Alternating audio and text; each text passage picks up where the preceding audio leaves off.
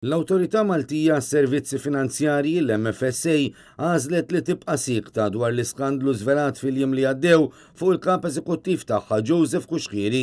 Dan wara li l-eks Ministru Laburista Joe Brincat ippreżenta protest ġudizzjarju fejn kixef skandlu kbir ieħor fl-MFSA meta Chief Operating Officer tal-Awtorità ġie offrut somma flus biex iħalli postu wara argument jaħraq dwar l-operat propju mal-kap eżekuttiv. Skandlu li ħareġ fil-beraħ biss grazzi għal protest ġudizzjarju tal-Avukat Brincat minkejja trasparenza li l-Gvern Laburista dejjem wiegħed li se jmexxi biha. Imbagħad fi skandlu serju bħal dan silenzju assolut.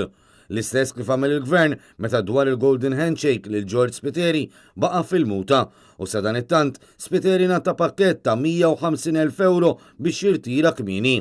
Fis-qarija xotta biex tirreaġixxi għal protest ġudizzjarju l-MFSA qalet biss li ħadet nota ta' dak ir-rappurtat. Joe Brincat li għal xi żmien kien ukoll deputat mexxej Laburista iddikjara li b'dan il-każ inkisret is-saltna ta' dritt.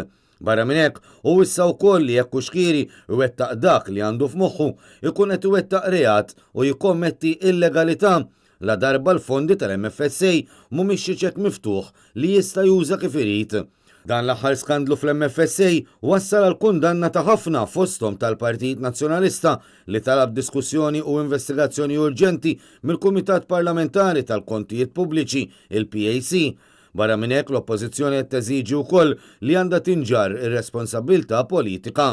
Dan hekk kif il-Partit Nazzjonalista jemmen li dan l-iskandlu ma' xejn li f'użu mingħajr għaqal tal-fondi pubbliċi b'mod li jmur kontra l-prinċipju ta' governanza tajba.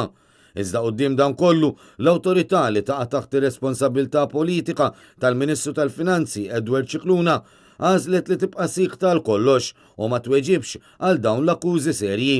Dan mhux l-ewwel każ li l-MFSA aġixxiet tard wisq jew saħansitra ma ħadiġ passi dwar sitwazzjonijiet serji. Fost l-oħrajn, żgur li wieħed jiftakar f'kemm damet ma tieħu azzjoni fil-konfront tal-Bank Pilatus minkejja d-daqqa ta' ħarta għar-reputazzjoni ta' pajjiżna.